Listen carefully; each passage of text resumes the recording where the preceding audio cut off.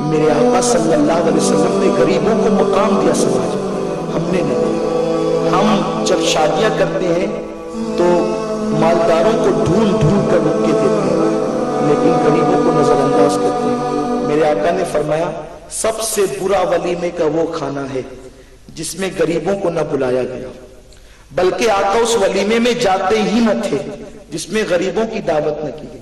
کیا یہ حدیث ہمارے سامنے نہیں؟ بدترین کھانا ہے وہ ولیمے کا جس میں غریبوں کو نہ بلایا گیا۔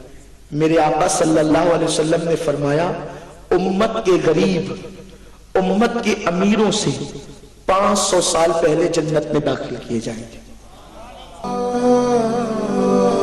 آپ کو کوئی بزرگ اہل سنت کا ایسا نہ ملے گا جو غریبوں میں نہ گرا ہو اور مالداروں سے جس نے ڈسٹینس نہ بنا رکھا۔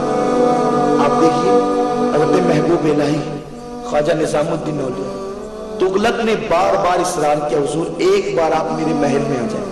فرمایا ہمیں تیرے محل میں آنے کے آداب ہی نہیں پتا، کہا مجھے اجازت دے تاکہ میں آپ کے گھر آ جاؤں۔ فرمایا کہ ہمیں تمہاری مہمانی کے آداب نہیں پتا، ہم بادشاہوں کی مہمانی کے آداب نہیں جانتے، اس لیے ہم آپ کو اپنے گھر بھی نہیں بلا سکتے۔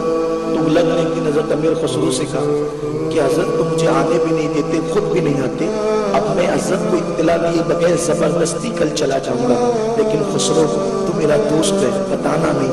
حضرت امیر خسرو نے بادشاہ کی پرواہ نہ کی اور حضرت محبوب الہی کو بتا دیا حضرت وہ کل خود آنا چاہتا ہے اور وہ آئے گا۔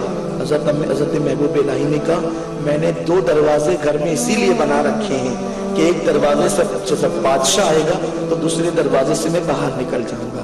ہمارا کیا کام بادشاہوں سے، اور ہم بادشاہوں کے قریب کیوں جائیں؟